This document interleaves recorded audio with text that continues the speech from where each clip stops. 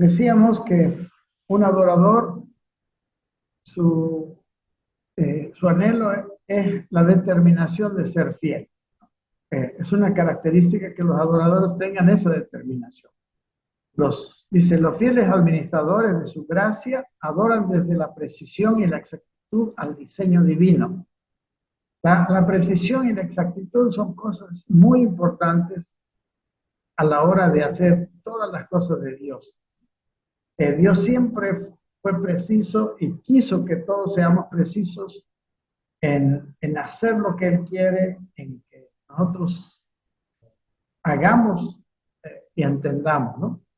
Dice aquí, cuando un niño adora al Señor, lo hace desde la ternura, ¿no? Es decir, a través de las canciones, las declaraciones de amor, y etc. Está hablando un poco acerca de cómo adoramos en las iglesias, cómo cantamos, que es tan bonito, tan emocional. Y dice, y esto no lo hablamos despectivamente, sino por el contrario, viéndolo desde una perspectiva natural. En cambio, cuando los maduros adoran al Señor, lo hacen desde la obediencia a sus planes, ¿no? La oración de una persona madura y la oración que busca el Señor es cuando obedecemos y obedecemos de manera perfecta, de manera como Él quiere, ¿no? Así incluso nosotros mismos, no sé si usted alguna vez ha administrado alguna empresa, pero lo más feo es que las personas no entiendan sus instrucciones como usted las dio, ¿no? A mí me molesta cuando digo algo y la persona hace otra cosa, ¿no? Entonces, la excelencia y la exactitud, especialmente en la adoración, en la vida cristiana, son cosas muy importantes. Dice, seguimos leyendo. De ninguna manera pretendemos que esto se interprete como una rivalidad, sino que lo estamos presentando como un espíritu de graduación, ¿no? O sea, no es que es malo adorar a Dios de forma emocional, cantando, no, pero debemos avanzar un poco más después de eso. Y podemos seguir adorando aún cuando estamos maduros. De hecho, podemos seguir adorando, pero en realidad la adoración más excelente es la adoración que viene de la obediencia. Aquí dice, amados estudiantes, dice, es maravilloso cantarle a nuestro Señor, pero si no obedecemos su diseño, estaremos edificando algo que el Señor no edifica. En otras palabras, nos volveremos edificadores de asuntos que a Dios no le agradan. Y aquí está la pregunta que puse resaltada. ¿Qué es lo que estamos edificando? Esa es la pregunta. ¿Lo que edificamos con nuestras vidas responde al diseño de Dios? En esta lección procuraremos despertar el anhelo de ver clara y profundamente al Señor para que nuestra oración sea la edificación de aquello que quiere ver, ¿no? Cuando un arquitecto hace un plano, él quiere ver exactamente construido lo que hizo él como plano, la misma cosa con Dios. Entonces, vamos a ver, seguimos adelante.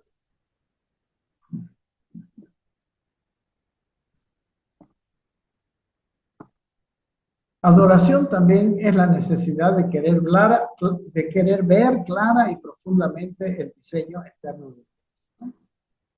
Ustedes no saben lo importante. Muchas veces creemos, bueno, yo adoro a Dios como me sale, como siento, pero el que hagamos las cosas con exactitud según el corazón de Dios debería ser algo muy importante para nosotros, ¿no? Y aquí, en esta situación, en esta manera de ser, se ha hecho mucho mal, se ha hecho muchas cosas que nunca fueron el deseo de Dios, ¿no? En el anterior enseñanza decimos que el hombre cuando no puede ver, empieza a imaginarse, lo vamos a ver más adelante. La imaginación no puede entrar en esto, lo que tiene que entrar en cuanto a cuando nosotros queremos vivir para Dios es un conocimiento verdadero y exacto. Dice, deseamos ver claro y profundamente el diseño eterno de Dios, no desde el mero conocimiento, sino desde del deseo más profundo de agradar al corazón de Dios. En todas las cosas tiene que ver ese deseo en cuanto a cómo Dios lo valora. Cuando hay un verdadero deseo, nosotros haremos, ¿no? Dice la Biblia que la fe sin obras es muerta. Yo no puedo decir, yo tengo un deseo de agradar a Dios y no esmerarme en ser exacto. Un verdadero obsequio, dice, no es lo que el dador o emisor le gustaría dar, sino lo que el receptor le gustaría recibir. Cuando usted quiere dar un obsequio, o sea, algunos dicen, bueno, yo le doy un regalo, es lo mío, es de mi corazón. No, pero el verdadero obsequio que viene a agradar, que viene cuando queremos agradar a la otra persona, ¿verdad? Entonces, el verdadero adorador, dice, vive en la búsqueda de ofrecer lo que el Señor ama recibir. Y lo que Dios ama recibir es nuestra obediencia perfecta a sus planes y a su propósito eterno. Vamos a ver ahora un pasaje que nos va a ilustrar más o menos lo que es una visión clara y una visión borrosa. En Marcos 8, 22 al 26, dice, vino luego a Betsaida y le trajeron un ciego y le rogaron que le tocase. Entonces, tomando la mano del ciego, le sacó fuera de la aldea y escupiendo en sus ojos le puso las manos encima y le preguntó si veía algo. Él, mirando, dijo, veo los hombres como árboles, pero los veo que andan. Luego le puso otra vez las manos sobre los ojos y le hizo que mirase y fuese restablecido. Y vio de lejos y claramente a todos y lo envió a su casa diciendo, no entres en la aldea ni lo digas a nadie. Lo importante que queremos resaltar en esta lección es que podemos ver que Dios le abrió los ojos al ciego y podemos dividir en dos etapas su visión, ¿no? Cuando número uno, el ciego logra ver, pero no con nitidez, ¿no? Veía a los hombres como árboles. Y la segunda, cuando vuelve a orar el Señor Jesucristo, el ciego ve claramente a todos con nitidez y de lejos. ¿Ok? Entonces, dice, el ex ciego se podía haber alejado, viendo un poco más que antes, podía haberse conformado, pero permaneció cerca del Señor hasta ver más claramente. Muchas veces nos conformamos con haber visto algo. Muchas veces Dios nos permite vivir situaciones para ver cuánto interés tenemos de ver con interés lo que Él nos llamó a ver. De hecho, estoy seguro, si permanecemos en Él, vamos a ver las cosas que otros no vieron. Ya tenemos 10 minutos más, me imagino que vamos a tener que volver por lo menos unos pocos minutos para en un siguiente Zoom. Ok, por ejemplo, yo me acuerdo, por ejemplo, en la parábola del sembrador, dice que Jesús habló la parábola, él contó el cuento, ¿no? De cómo el sembrador salió a sembrar, algunas semillas quedaron en el camino, las otras en pedregales, la otra en espinos y la otra en buena tierra. Y algunos se conformaron con esta historia y se fueron. Y Jesús dijo a los discípulos, porque los discípulos le preguntaron, ¿pero qué querías decir con esa parábola? Y él les dijo, a ustedes les es dado conocer los misterios del reino de los cielos, pero a ellos no, ¿no? Y mucha gente está viendo aquí como que Jesús hizo una acepción de personas, pero no es así. Las personas que se fueron las que decidieron no seguir escuchando al Señor. Y lo mismo podemos ver aquí con la visión, porque escuchar a Dios y ver a Dios tiene mucha similitud cuando hablamos de lo espiritual. Dice, hoy en día lamentablemente nos encontramos con una generación que no tiene el deseo de permanecer en la presencia de Dios, ya que ellos se conforman con haber visto parcialmente. Dios nos está llamando a ver de manera clara y profunda sus diseños. Pero, ¿qué puede edificar una persona que no ha visto con claridad el diseño? ¿No? Un constructor, un albañil, no puede edificar si no tiene seguridad o va a edificar mal, ¿no? ¿Cuántos metros? en qué lugar va a acabar un cimiento, en qué lugar va a poner una pared, etcétera. Debe haber una claridad en cuanto al diseño. Dice, de seguro que aquella construcción será contaminada con imaginaciones personales, ya que al no ver con claridad la totalidad del diseño, lo que falte de este será rellenado con imaginaciones personales. ¿Ok? En esta clase que voy a dar yo, vamos a ver un poco las verdades generales, pero las verdades profundas las vamos a ver en la siguiente lección. Dice, el llamado de todo adorador es un llamado sostenido 100% por la visión. Ningún porcentaje debe ser adulterado con imaginaciones personales. El problema de muchos es cuando intentan manifestar al Señor, su manifestación es híbrida, por la sencilla razón de que han visto un poco al Señor y han imaginado otro poco, el resto. Entonces, cuando hablamos de ver claramente, hablamos de 4 puntos importantes. Vemos de manera comprensible, donde los asuntos eternos se vuelven altamente comprensibles, ¿no? Las cosas invisibles se hacen comprensibles. Accesible, ¿no? Nos damos cuenta de que tenemos el acceso, ¿no?, a una visión completa por su gracia. Descifrable, habla de que lo que antes era un misterio, lo que antes estaba encriptado, podemos decir, ahora podemos ir descifrándolo. Poco a poco lo vamos viendo sin un velo, hablando de la lección anterior. Y luego distinguible, que podemos distinguirlo de otras cosas, ¿no? Para mí siempre una bendición en cuanto al hablar es siempre hacer contrastes, ¿no? Los contrastes nos ayudan.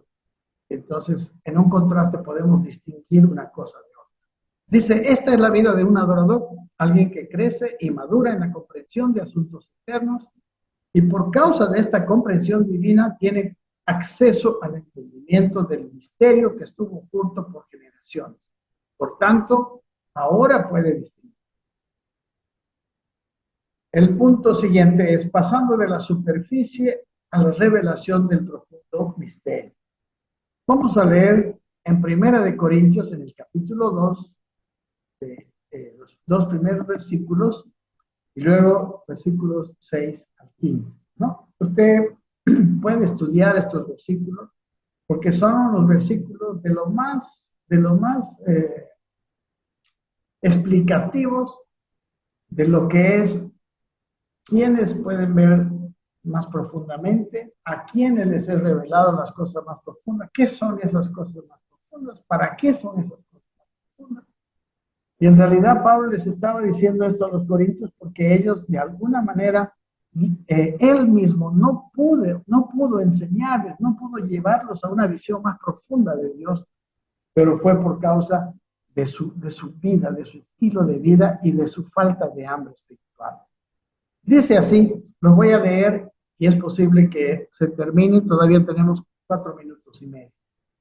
Dice así, así que hermanos, cuando fui a vosotros para anunciaros el testimonio de Dios, no fue con excelencia de palabras o de sabiduría, pues me propuse no saber entre vosotros cosa alguna, sino a Jesucristo y a este crucificado.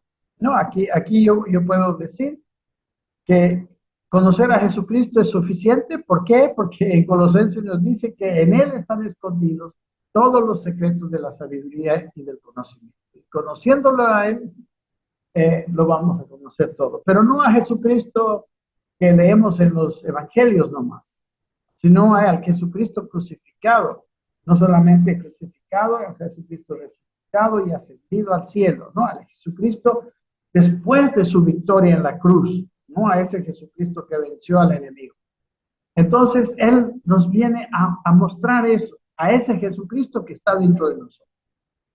Dice el siguiente versículo 6, sin embargo, hablamos sabiduría entre los que han alcanzado madurez. ¿Ok? Este es un requisito para tener el entendimiento de las cosas más profundas. Madurez espiritual, crecimiento en Cristo. ¿Ok?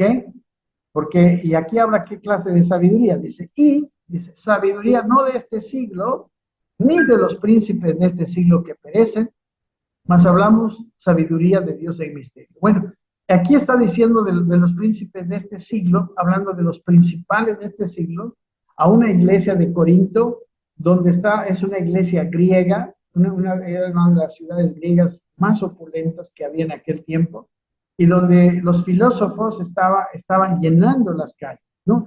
Ellos se jactaban de tener sabiduría, los filósofos, la cultura griega buscaba la sabiduría. Pero él dice, no, yo no estoy hablando de esa sabiduría, sino, seguimos aquí abajo, dice, más hablamos sabiduría de Dios en misterio, la sabiduría oculta, la cual Dios predestinó antes de los siglos para nuestra gloria. Esta sabiduría Dios la oculta de las personas que no quieren hacer su voluntad, ¿no? En la clase pasada veíamos cómo los gnósticos hablan de que una persona puede ser un ser iluminado, no importando su vida moral. Pero aquí Cristo dice que la sabiduría de Dios tiene que ver con nuestra vida moral. Esa sabiduría que dice que Dios predestinó, estamos en el segundo punto, ¿cómo se llama? Resaltado. Dice, la sabiduría oculta la cual Dios predestinó antes de los siglos para nuestra gloria, ¿no? Para que la gloria de Dios se vea en nosotros. Y dice, la que ninguno de los príncipes de este siglo conoció. O sea, no pueden conocer por ser gente principal, por ser gente, digamos, en un puesto alto de la sociedad, socialmente alto, políticamente alto, culturalmente alto. Dice, porque si ellos lo hubieran conocido, nunca hubieran crucificado al Señor de gloria. ¿Ok?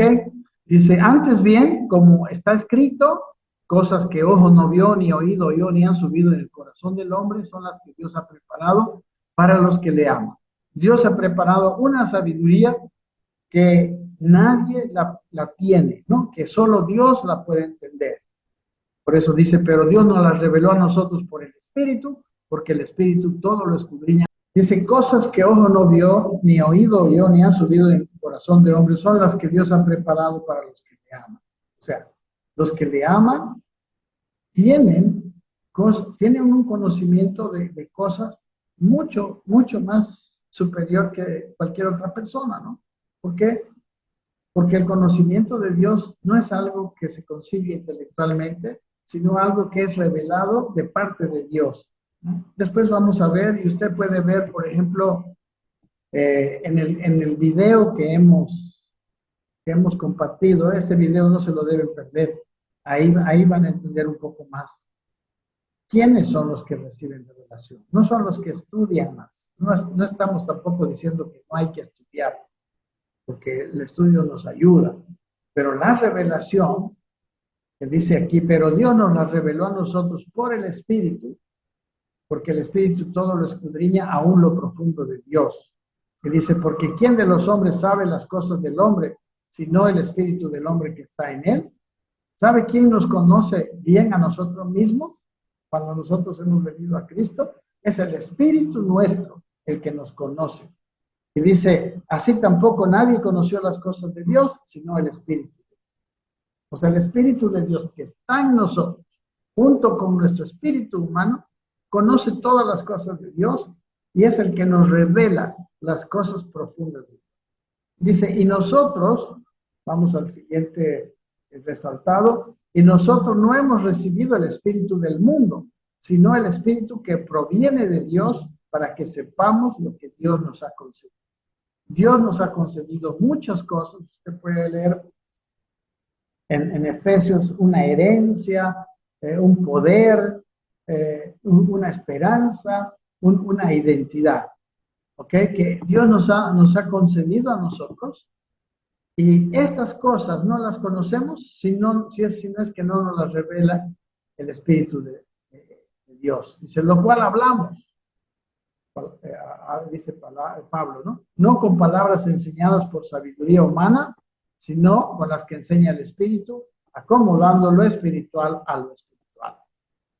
Dice luego, pero el hombre, el siguiente resaltado, el hombre natural no percibe las cosas que son del Espíritu de Dios. No, el hombre natural, como decía Gina al comienzo, solamente, digamos, tiene desarrollada su alma. Él no ha nacido del Espíritu, no ha nacido de nuevo. Entonces, al no tener el Espíritu Santo no le revela. ¿Ok? Entonces, no percibe. Dice, porque para él son locura y no las puede entender porque se han de discernir espiritualmente. En cambio, dice, el espiritual juzga todas las cosas, pero él no es juzgado de mal. En realidad, el hombre espiritual no solamente es espiritual porque tiene conocimiento espiritual, ha llegado a ser espiritual porque él ha permitido que Dios lo cambie, que Dios lo transforme. Y por eso es espiritual y por eso tiene el conocimiento. ¿Por qué? Si seguimos leyendo, ya viene el capítulo 3 de Romanos, perdón, Primera de Corintios, y el apóstol Pablo, después de darles toda esta charla que hemos visto acerca del conocimiento de los misterios, de las cosas que los hombres no conocen, pero que Dios conoce y se las revela a los suyos, les dice, a ustedes, corintios, no les he podido dar estas cosas profundas, porque en vez de darles estas cosas que son un alimento espiritual sólido, solamente les he podido dar leche, porque ustedes son niños espirituales. Recuerdan al comienzo, ¿no? Los niños espirituales adoran a Dios con canciones, con emociones y todo. Los maduros espiritualmente no solamente lo hacen con canciones, y qué bueno que lo hagan y no hay que perder, no, nunca eso, pero ellos adoran a Dios con su obediencia, ¿ok? Es como un hijo, ¿no? Un hijo puede venir, mamita querida y todo eso, pero si está en una gran desobediencia, ¿de qué sirve, no? El amor emocional. Entonces, ellos le dicen, porque ustedes viven una vida de carnalidad, ustedes están llenos de pleitos, llenos de celos, etc. ¿Ok? Bien. Vamos al siguiente subtítulo. La revelación y la visión se refieren a la misma cosa. Revelación y visión es lo mismo, pero como dice aquí, desde la perspectiva de Dios se trata de una revelación, o sea, lo que Dios hace es descubrirlo para que nosotros podamos verlo. Por eso, pero desde nuestra perspectiva se trata de una visión, o sea, nosotros vemos lo que Dios descubre, ¿no? Dios lo descubre, revela, nosotros vemos, recibimos revelación. Dice, cuando la intención de Dios es revelada, llega a ser una visión. ¿No? Mientras tanto, no vemos. La visión celestial revela la visión celestial, ¿no? Revelación y visión son dos lados de un mismo asunto. Todas las cosas tienen dos lados, un externo y un lado interno. Esto mismo se aplica a los seres humanos, ¿no? Si los seres humanos parecen ser una cosa externamente, pero son otra cosa internamente. El aspecto externo es visible, pero el aspecto interno es invisible, ¿no?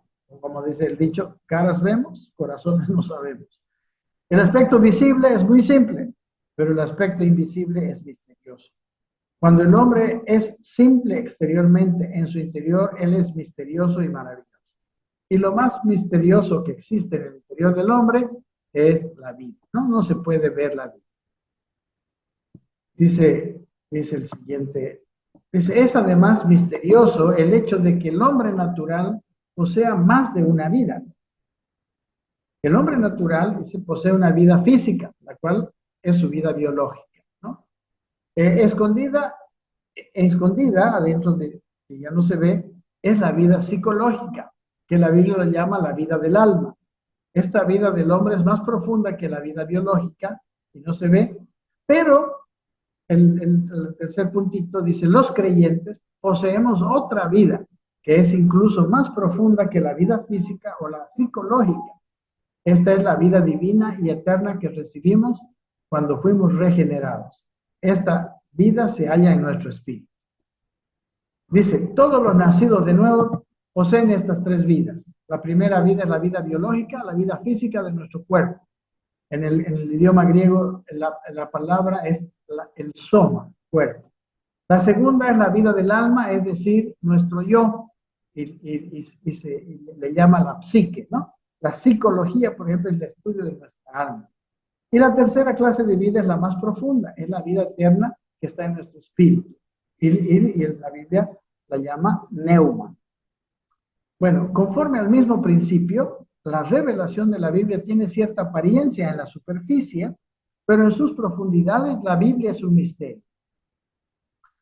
Resulta sencillo, aunque no tanto también, percibir la apariencia externa de la Biblia, pero no es fácil conocer su contenido interno.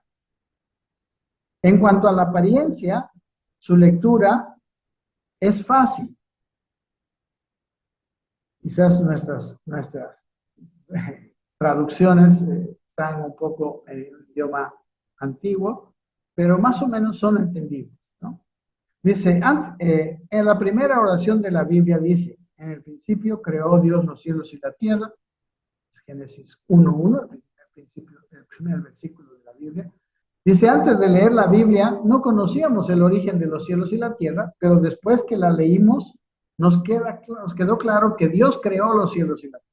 Esta es una revelación que se halla en la superficie, porque al solo hecho de conocer el significado de las palabras, entendemos quién hizo los cielos y la tierra. La revelación superficial se manifiesta consistentemente desde el comienzo hasta el fin de la Biblia. En la superficie bíblica vemos a un Jesús Salvador maravilloso y poderoso, pero en lo profundo de las Escrituras podemos ver a un Cristo glorioso que es el eterno amor del Padre por quienes han sido hechas todas las cosas. Ahora debemos considerar cuál es la idea principal de la revelación hallada en la superficie de la Biblia, lo cual, les digo, es muy importante, es básica, sí la tenemos que ver, sí la tenemos que entender, y es importante antes de pasar a entendimiento más profundo, ¿no? Dice, aquí leeremos el siguiente panorama bíblico. Lo que voy a leer ahora es lo que la Biblia dice, ¿no? Bien resumidamente, y aquello que nosotros necesitamos entender, cada cristiano, cada persona necesitaría entender todo esto como una base de su vida, para luego proseguir, proyectarse más allá a un entendimiento espiritual. Número uno, dice la Biblia, claramente dice que Dios es la fuente de todas las cosas, ¿no? Génesis 1:1. Número 2, en el principio Dios creó los cielos y la tierra y al hombre, ¿no? Los cielos y la tierra y el hombre son las cosas más importantes de la creación.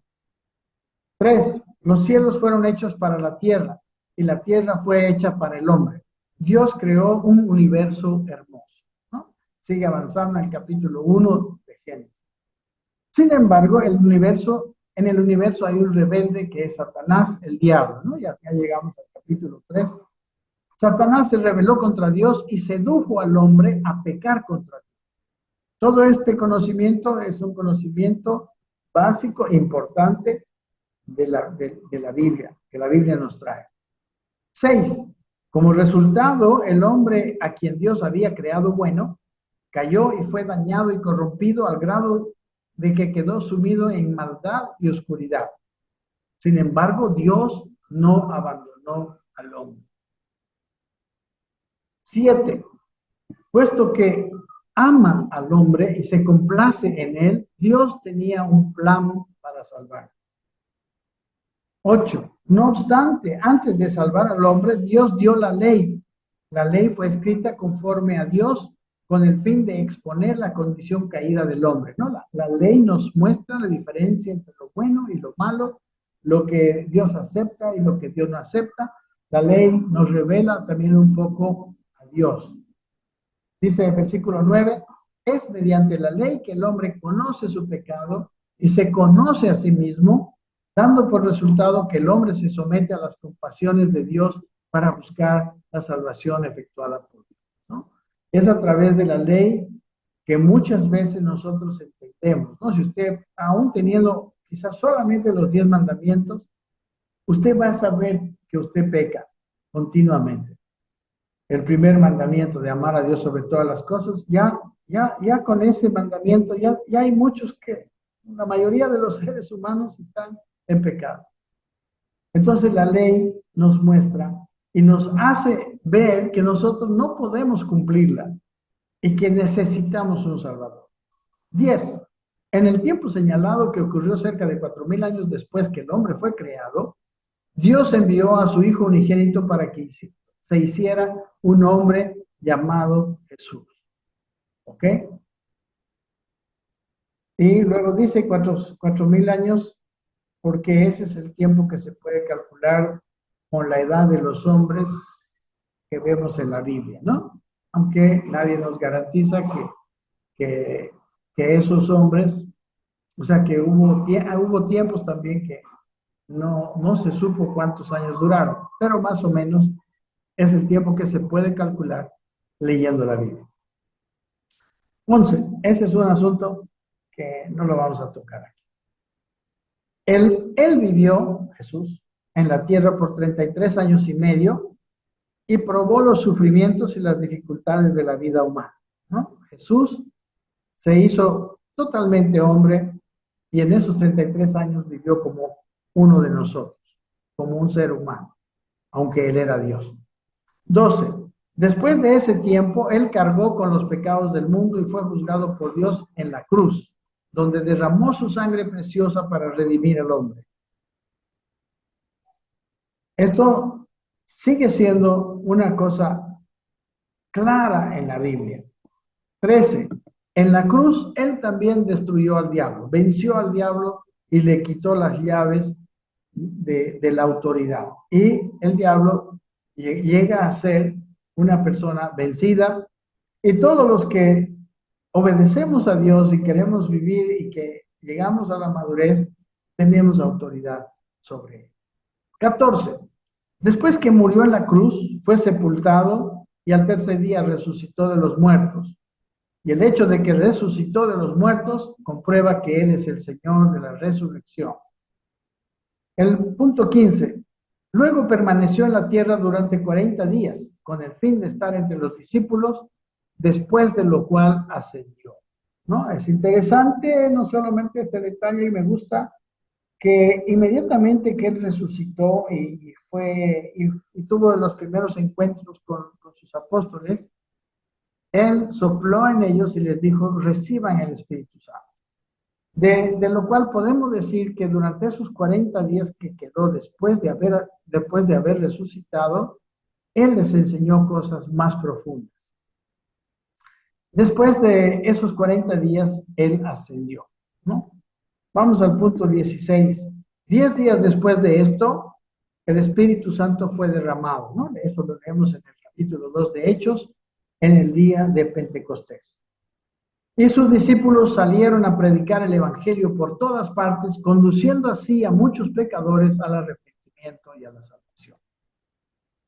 17. Debido a que la salvación había sido completada y el Espíritu Santo había descendido, se puede leer en los primeros capítulos del libro de los Hechos, todo pecador podía escuchar el Evangelio y ser conmovido a arrepentirse, creer y recibir la salvación. Él les había dicho antes, no vayan a predicar por todo el mundo, pero no todavía, porque ustedes necesitan recibir poder de lo alto.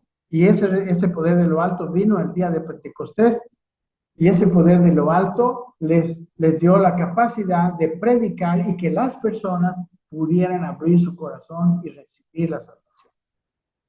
Punto 18. Cuando los pecadores creen en el Señor Jesús e invocan su nombre, de inmediato reciben el perdón de sus pecados, son justificados y regenerados, ¿no? Inmediatamente cuando una persona cree en el Señor y recibe, quiere, se entrega para vivir para Él, aunque no haya vivido ni un instante ni 5 minutos, esa persona en su espíritu recibió una nueva vida y el Espíritu Santo vino a ser morada en él. 19. Estos creyentes permanecen en la tierra para hacer la iglesia a fin de hacer la voluntad de Dios revelada en la Biblia, lo cual complace y glorifica a Dios. Un día el Señor ascendido arrebatará a los creyentes vencedores en el cielo. Muchas personas, mis queridos hermanos, se quedan en el punto 18, ¿no? Creen que la salvación de uno, de haber recibido en nuestro corazón, ya la hice. No, la salvación es el inicio para empezar a poder entender y luego realizar la voluntad de Dios. Versículo 20.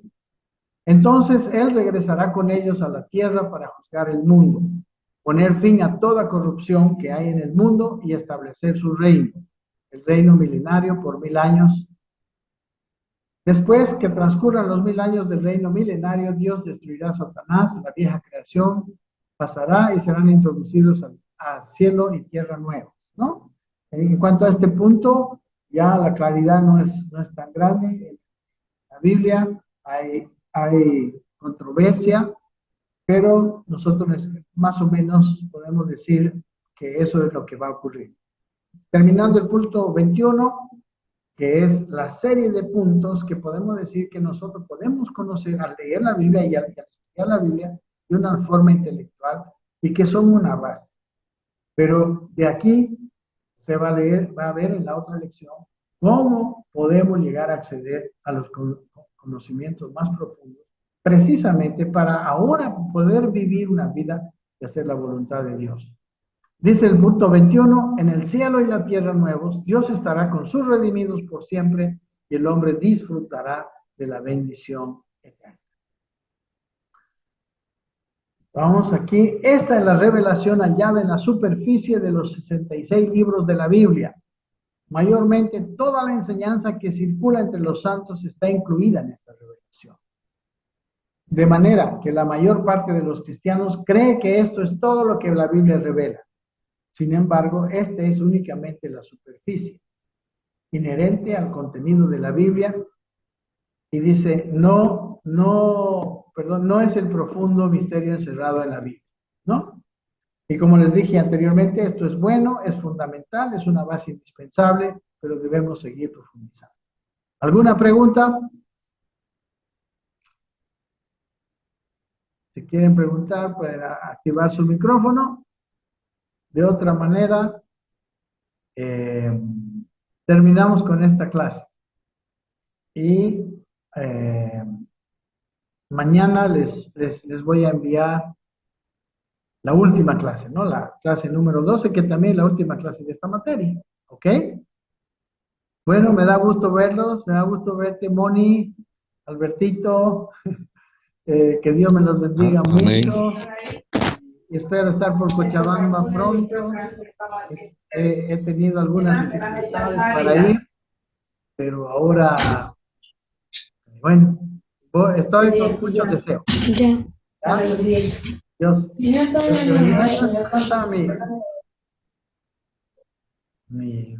se llama? No está el video activado, perdón. Ahora, soy yo. Ok, Dios los bendiga. Albertito creo que activó su micrófono. Dime, Albertito, mi hermano querido. No. Saludos a Mónica, a todos. Mañana, Dios mediante, vamos a estar grabando para mandarlo la última lección, ¿no? Sí. Que es muy interesante, muy interesante. Amén. Sí, Un esta abrazo lección nos ahí a habla de distancia. cómo acceder a estas cosas más profundas, ¿no? La primera habló de todo lo que es de fácil entendimiento, que se ve en la superficie, y ahora mañana vamos a ver un poco más.